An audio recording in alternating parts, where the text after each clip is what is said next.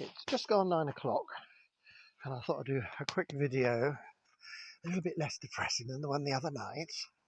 But anyway, just want to show you some pine bark I've done. It's twilight now, but it's still light, so I'll probably be able to do it. There's a bed down here has been bane of my life for years. And at last I put the pine bark in, and there's a little rose bush there that I look after. Now, still got the curfew, so technically I shouldn't go over this bit here, but this is ours.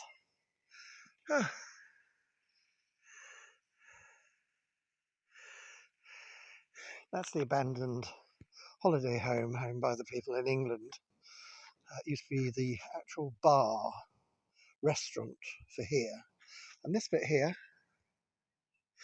there's a wonderful photograph inside that house of Michel and Andre, the two brothers that sold us this house, along with their sister. They're my age. They're about 2 or 3 lying on the ground.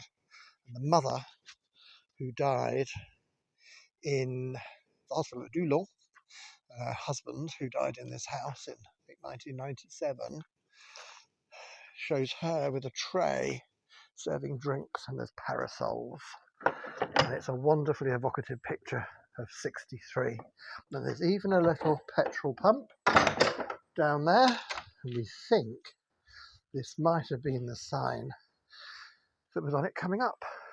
We've got a storm coming, 100 kilometre an hour winds. Not unusual for here, but a little bit worried about a wall I'll show you in a moment. But there's the sign there. I think that was the sign that was at the front. Now I've done the grass and front and back, all the strimming, because we're supposed to have very heavy rain tomorrow and winds and everything. And hopefully you can see how neat it looks, because it's very neat and it smells lovely, lots of grass pollen around. So you've got to be careful with the old hay fever. And well, let's just have a little look round. You can see everything. The fill bed, that's what these two are here. The potatoes have not been dug up yet, and they should go jolly good soak. And in there we'll have the beans and all sorts of things, but not quite ready yet for putting things out. The cold is going. Probably tomorrow it's going to be 5 at night, 4 at night, from tomorrow on till, probably till November now. And during the day it's going to be 14 to 20, which is what it should be really. Now the nip's gone, it's just a little bit fresh, I'd say, out here.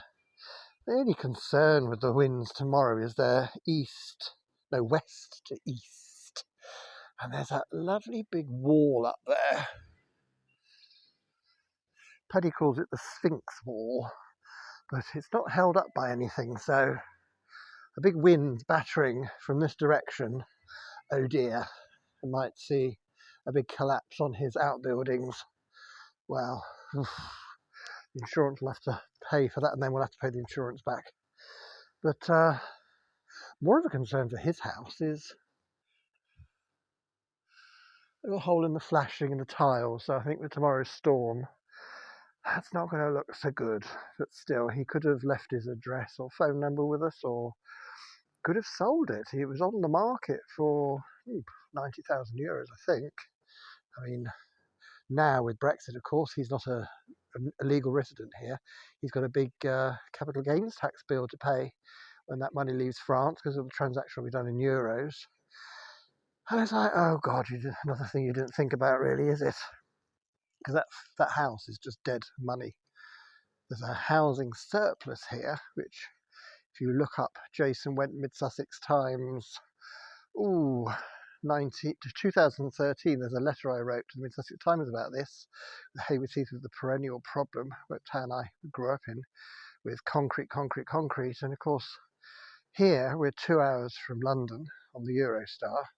And there was a plan when we came, 50,000 people to be located at Calais, and Kent County Council were going into negotiation with the council here, the the Department of Nord-Pas-de-Calais. And it all looked very good, and the Eurostar link was opening up, and Eurostar were going to offer some sort of flexible tickets, and this would be for people commuting on a Monday, coming back home on a Friday, which would have been very feasible, very possible, the sort of thing I do. And there's all the land at Calais, which then became the jungle, which you all know about. And of course, with Brexit and the rise of UKIP in 2010, sorry to be political, but it's a fact, it started dying a death. And they're still very keen for it to happen here because there's a housing surplus here, not a housing shortage, because people don't buy houses here to make a profit, they buy them to live in. So you can buy a house fairly cheaply, but it's very hard to sell it and move on.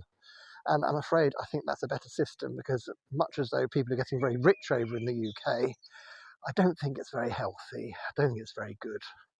And it can't carry on.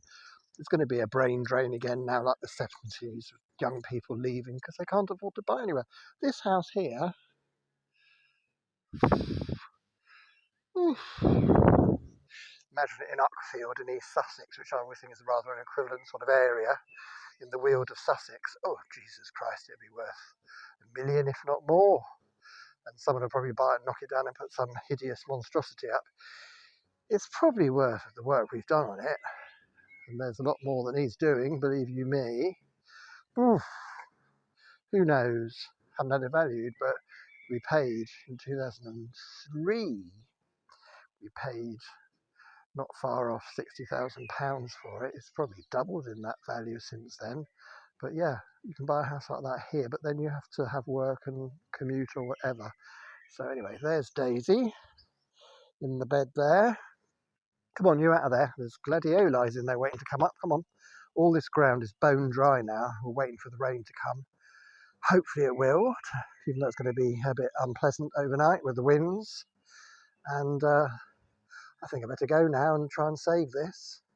Hopefully not quite so down in mood of the previous video, but I think these are a video diary of how I'm feeling. And, if I say anything that upsets people, well, I'm sorry about that.